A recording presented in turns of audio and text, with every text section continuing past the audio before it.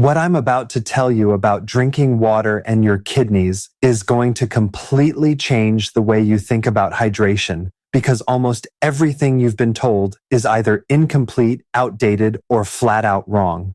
I'm Dr. Eric Berg, and for the past 30 years, I've been helping people just like you reverse chronic conditions using root cause science most doctors never learned in medical school. And today, I'm going to pull back the curtain on something that affects every single person watching this video, whether you realize it or not. Stay with me, because the number one mistake I'm going to reveal at the end of this video, most people are doing it every single day, multiple times a day, and it's silently overworking their kidneys without them ever knowing. Now, here's the thing. You've been told your whole life to drink 8 glasses of water a day. Drink more water for your kidneys. Flush out the toxins. Stay hydrated, and on the surface, that sounds reasonable, right?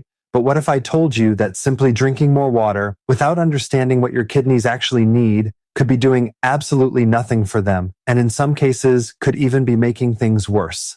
Let me explain. Right now, according to the Centers for Disease Control, more than 35 million American adults have chronic kidney disease. That's roughly 1 in 7 adults. And here's the scary part. The National Kidney Foundation estimates that 9 out of 10 people who have it don't even know. Think about that. You could be losing kidney function right now, slowly, silently, and your standard blood work might not flag it until you've already lost 50, sometimes 60% of your kidney function. By then, the damage has been accumulating for 10, sometimes 15 years, and maybe you've already started noticing the signs. You wake up puffy around the eyes, your ankles swell by the end of the day. You're getting up to urinate 2, 3, 4 times a night. Your blood pressure is creeping up. You feel tired even after a full night's sleep. You have that metallic taste in your mouth. Your urine is foamy. You go to your doctor, they run a basic panel, and they tell you everything looks fine. But you know something is off, and I want you to understand your instincts are right. You're not imagining it. There's a reason for what you're feeling, and it's not your fault that no one has explained it to you properly. Now, for decades, you've been told the solution is simple. Drink more water, 8 glasses a day. Some doctors will even tell you to drink until your urine is clear. The National Kidney Foundation, the American Heart Association, they all push hydration. And don't get me wrong, water matters.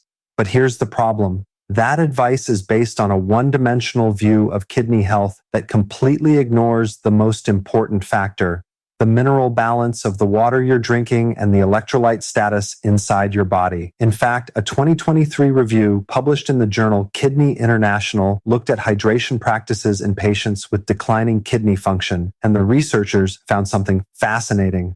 Simply increasing water intake without addressing electrolytes, particularly sodium, potassium, and magnesium, did not improve kidney filtration markers in most patients. And in some cases, drinking excessive plain water actually diluted critical minerals to the point of triggering what's called hyponatremia, a dangerous drop in blood sodium. Researchers at the Mayo Clinic have been warning about this for years. You can absolutely drink too much water, and when you do, you don't flush your kidneys, you flood them. But here's where it gets interesting. Let me explain what's actually happening inside your body when you drink water. Your kidneys are not just filters. They're the most sophisticated chemistry lab on planet Earth. Every single minute, your kidneys filter about 1 liter of blood. Over 24 hours, they process around 180 liters, and out of that, they reabsorb almost all of it, leaving you with just 1 to 2 liters of urine. That entire process is run by minerals: sodium, potassium, chloride, calcium, magnesium, phosphate. These are called electrolytes, and they create the electrical gradients that allow your kidneys to pull water back into your bloodstream, regulate your blood pressure, and balance the pH of your entire body. Now, here's what most people don't realize. When you drink large amounts of plain, mineral-free water, especially reverse osmosis water or distilled water, you're not adding to your body's hydration in the way you think. You're actually pulling minerals out. Water without electrolytes is what's called hypotonic.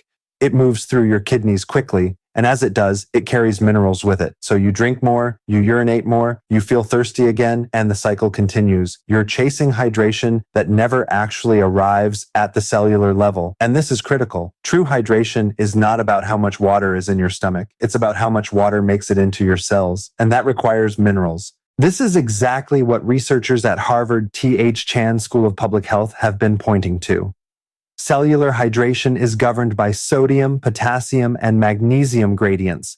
Without those minerals, the water you drink essentially passes through. I see this all the time. People come in drinking a gallon of water a day and their cells are still dehydrated. Their skin is dry, their muscles cramp, their blood pressure is unstable, and they're convinced they just need to drink more. But more of the wrong thing is not the answer. And here's the part nobody talks about. There's a hidden mineral that controls almost the entire kidney filtration system, and most adults are deficient in it. That mineral is magnesium. According to data from the National Institutes of Health, an estimated 50 to 75% of American adults are not meeting the daily requirement for magnesium, and magnesium is critical for kidney function. It regulates calcium, it prevents the formation of certain kinds of kidney stones, it relaxes the blood vessels feeding the kidneys, and it modulates the hormones that control fluid balance. When magnesium drops, even by 10%, your whole filtration system starts to wobble. Now combine low magnesium with chronically elevated insulin, which most adults have without realizing it, and you have a recipe for kidney stress. High insulin causes your kidneys to retain sodium. That raises blood pressure. High blood pressure damages the tiny filtering units inside the kidneys called nephrons, and once nephrons die, they don't come back.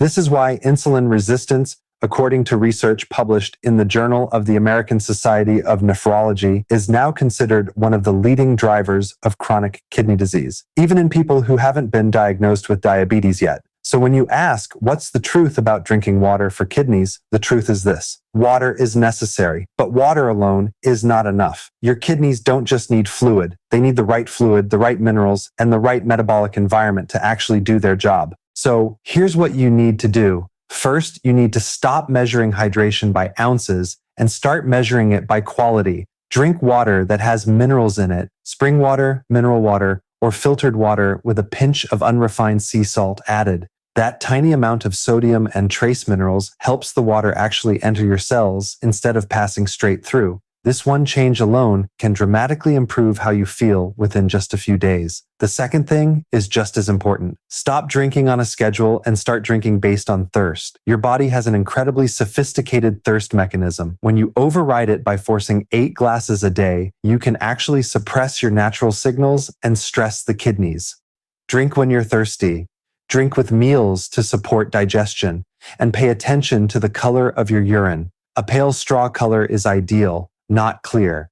Clear urine often means you're overhydrated and flushing out electrolytes. The third step, this is the one almost everyone skips. You need to address the foods that are silently destroying your kidneys. And number 1 on that list is refined sugar and refined carbohydrates. Every time you spike your blood sugar, you spike your insulin.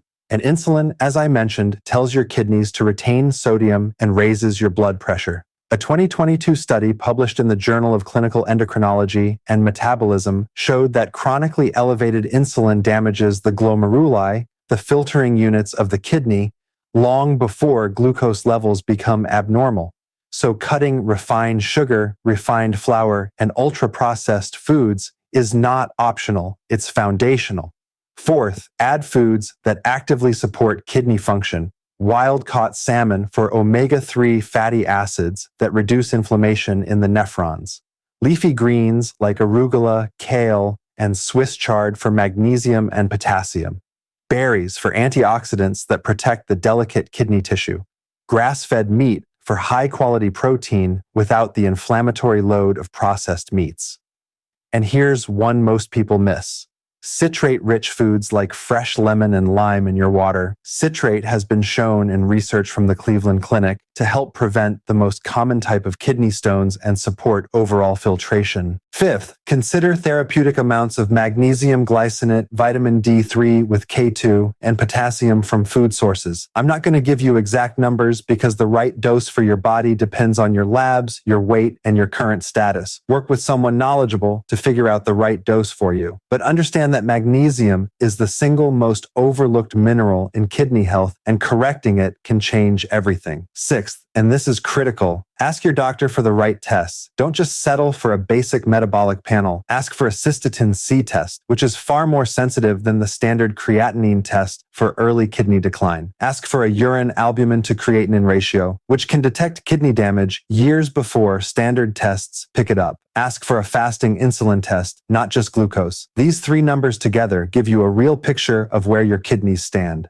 And finally, walk after meals. Just 10 to 15 minutes. This single habit lowers blood sugar, reduces insulin, improves circulation to the kidneys, and helps regulate blood pressure. I've worked with thousands of people, and this simple practice has more impact than almost any supplement. Now, I promised you at the beginning I'd reveal the number one mistake most people are making every single day that's overworking their kidneys without them realizing it. Here it is. It's not soda, it's not coffee, it's not even alcohol, although those don't help. The number one mistake is drinking large amounts of plain demineralized water, especially first thing in the morning on an empty stomach, without any sodium or minerals.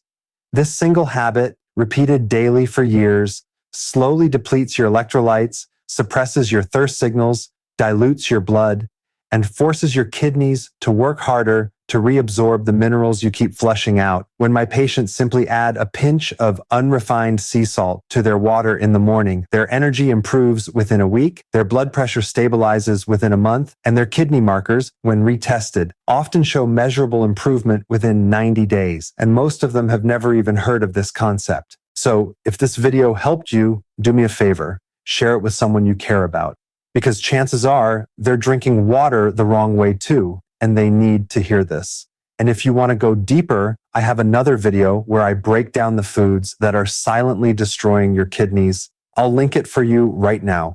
You don't want to miss it. Remember, your body has an incredible ability to heal itself when you give it the right inputs and remove the wrong ones. Your kidneys are no exception. Treat them with the respect they deserve, give them the minerals they need, and they will serve you for decades. I'm Dr. Eric Berg, and I'll see you in the next video.